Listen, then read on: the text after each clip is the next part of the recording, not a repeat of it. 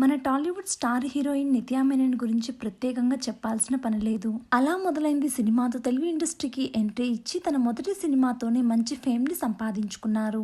అలా దాదాపుగా స్టార్ హీరోలందరితో నటించి ప్రేక్షకుల్ని మెప్పించింది. అయితే మరోపక్క సింగర్ గా ఫీల్ గుడ్ సాంగ్స్ పాడుతూ ప్రస్తుతం తమిళ మలయాళ భాషల్లో వరుస సినిమాలు చేస్తూ బిజీగా ఉన్నారు. ఇది ఇలా ఉంటే రీసెంట్ గా ఓ ఇంటర్వ్యూలో పాల్గొన్న ఆమె స్టార్ హీరో ప్రభాస్ పై సెన్సేషనల్ కమెంట్స్ చేశారు. ఆమె మాట్లాడుతూ, నేను ఇండస్ట్రీలోకి వచ్చిన కొత్తలో నాకు తెలుగు సరిగా రాకపోవడంతో సినిమాలు చూడలేదు.